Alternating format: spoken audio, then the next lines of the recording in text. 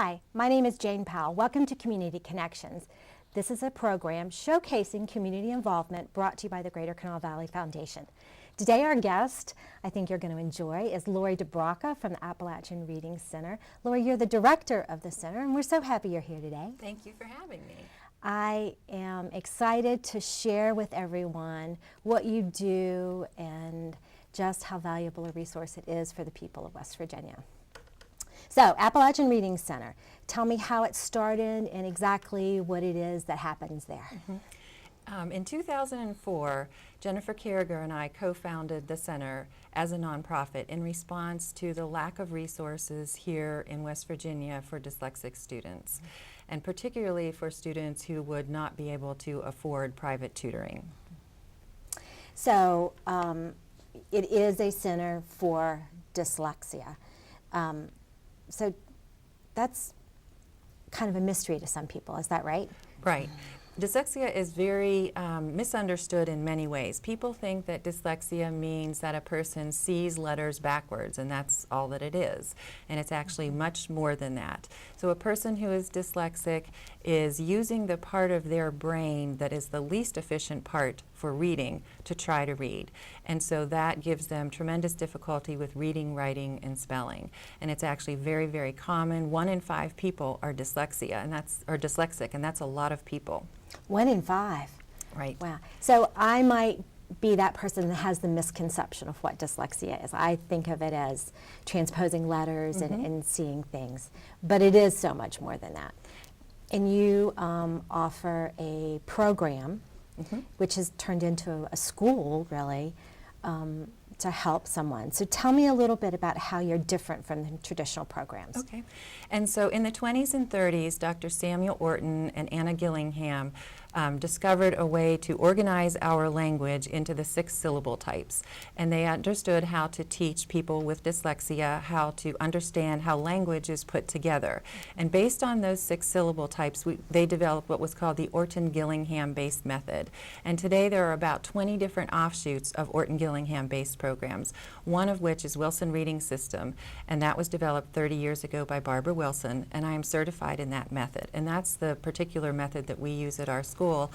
At our tutoring center. We have a staff of approximately 20 and about 100 kids, and so we have grown quite a bit since 2004.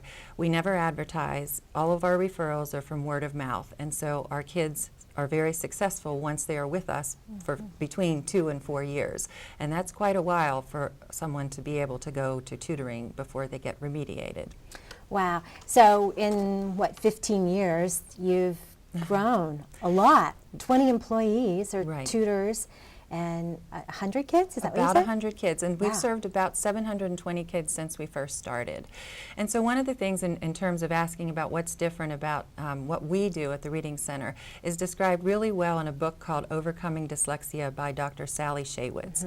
And she wrote one of the first really research-based books that discussed the neurobiological origins of dyslexia. And so there are some books that are out there that sort of gloss over some of the real issues, the medical issues with dyslexia, but Overcoming Dyslexia by Sally Shaywitz is a really good one. So anyone who's interested in finding out really a lot about dyslexia, that would be a great resource. And would give them the right answers. Correct.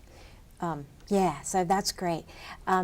Dyslexia, this is not your first exposure to it. You've had a long career.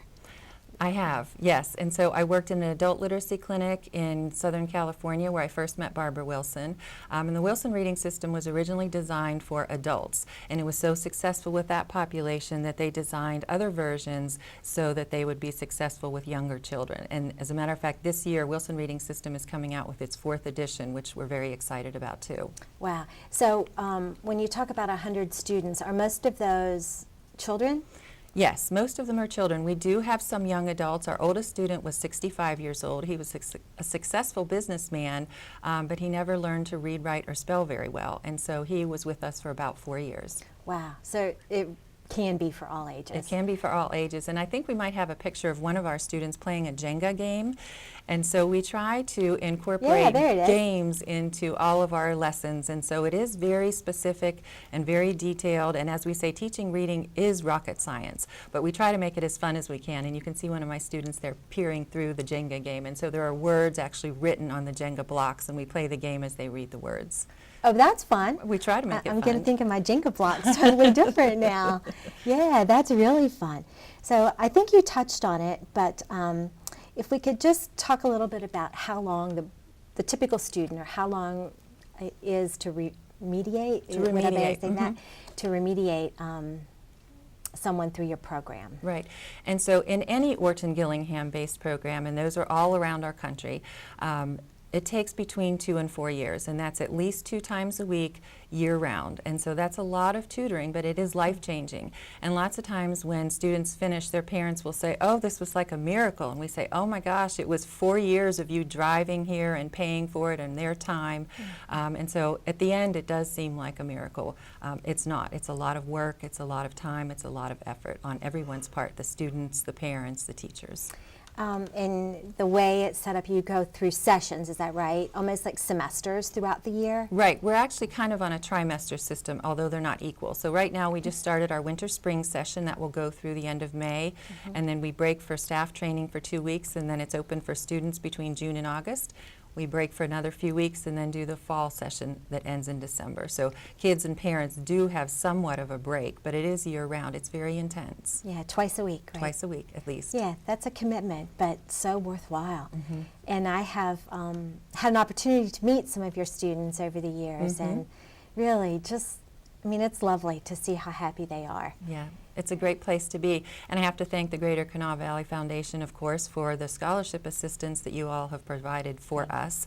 There are lots of children that would not be able to afford this. Tutoring is expensive, and we do pay our tutors as well as we can. And in order to do that, we charge a fair amount for the tutoring, but we've never turned anyone away for inability to pay, thanks to our scholarships that we get from the Greater Kanawha Valley Foundation and other resources. So we are very grateful for that. Thank you, thank you. Yeah, it's a great program. So we talk about that they go year-round. We should probably talk about where you are. Right. So well, how do people find you? So we are in South Charleston right now. That is our main office, and we are right across from South Charleston Middle School. And about 2 years ago, we had several families driving in from Fayetteville one way. So they would be in the car for 90 minutes, have an hour of tutoring, and then get in the car for another 90 minutes. And talk about commitment. And they did that for about 1.5 years. And we realized twice a week. We realized that we wanted to try to provide something else for them. And so one of our board members, Brian Griffith, is an optometrist, and he has an office in Beckley, and he has allowed us to rent several rooms twice a week. So those families from Fayetteville are only driving about 20 minutes into Beckley, and they're very grateful. So we have an office in Beckley as well, and that office has been steadily growing too. And we also, through a grant for the Greater Kanawha Valley Foundation, have tutors in Clay County specifically targeting foster care children and kinship care kids.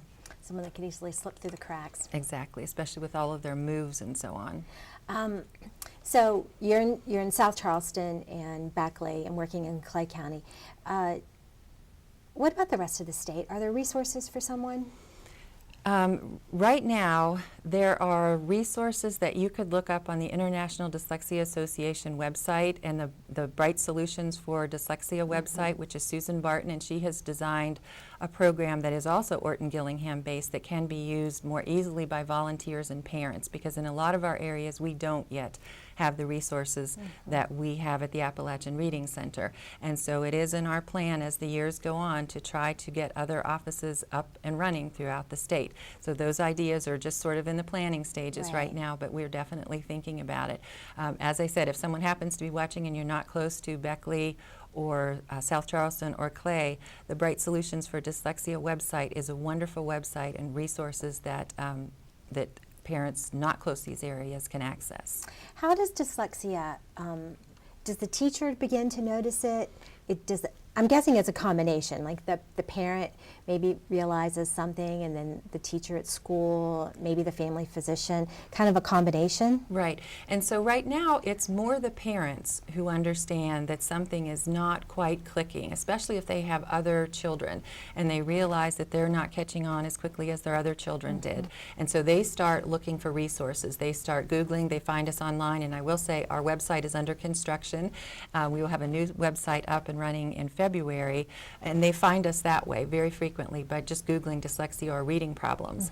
And then also right now we have a lot of family physicians who are referring because they have seen our success stories over the last 15 years, and they're starting to send people to us. So we get a lot of referrals from local pediatricians.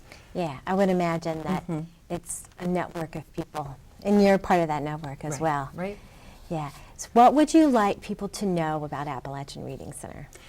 I'd like people to know that we are there for them if they are having difficulty to contact us. We will find a way to get services for their children, and we are hopeful. The prognosis is good for dyslexic kids.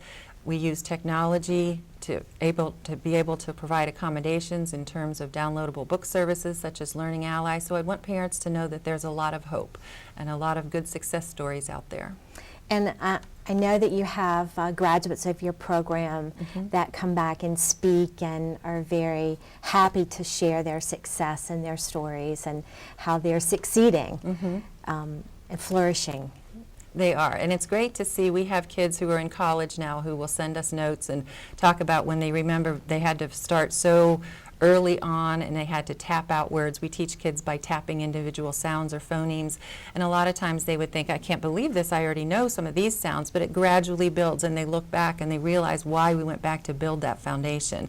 And so it's great to have some of our college kids come back and really talk about those early days and how it made a big success for them. Well, and it gives the beginner in your program hope. Right. And shows them something to look forward to. How do you find your tutors? All of our tutors right now have been word of mouth, and so the tutors need to go through extensive training as well. And if it takes between 2 and 4 years to remediate a child, it takes between 2 and 4 years to teach a tutor to be able to go through all 12 books of Wilson Reading System or any Orton-Gillingham-based program. And so it is it's very lengthy and time-consuming. And I think sometimes that's why schools don't use reading systems like this, because it's very expensive to train tutors and it takes a long time. Ultimately, the payoff is really good and strong, and sometimes that's difficult for schools to be able to justify that kind of money and time in the training. Well, I can understand that, and plus teachers are so busy with everything else that's happening in their day. So they are. It's almost a specialist. So that's why your program is a blessing to these families. It's very valuable, and I will say there are a lot of public schools who are partnering with us much more so now than they did in the beginning, and I think that's because of our reputation, that they have seen children go through our program where they had been retained once and possibly twice and really had no hope, and then 2 to 3, 4 years later they're the top readers in their class. And so the teachers see that and start to look at what we're doing and think about it. And so one of the accommodations that we frequently ask for is an alternate, not reduced spelling list for these students, and that means that I provide the Orton-Gillingham based words that they're studying at that particular time at the Reading Center instead of their random spelling lists at school. And so when that happens, the child progresses even more quickly. So a lot of public schools are really much more on board now than they were 15 years ago. So I'm really grateful for that. So resources, just lots and lots of resources for someone once they connect the dots and getting the training and the help they need. That's great. Lori, thank you so much for being here today and teaching us about dyslexia and the methods that we can work with to make the dyslexic person stronger and better. So I love that. And we can check the website, which is appalachianreading.org. We can call the office at 304-744-8188. Yes. So thank you so much. And oh, there's a Facebook page, is that right? There is. One of our board members has been working on that. Yes. Yeah, so lots of ways to learn about Appalachian Reading Center. So thank you guys so much for joining us. This has been the Greater Kanawha Valley Foundation's Community Connections. I'm Jane Powell, and I hope to see you next time.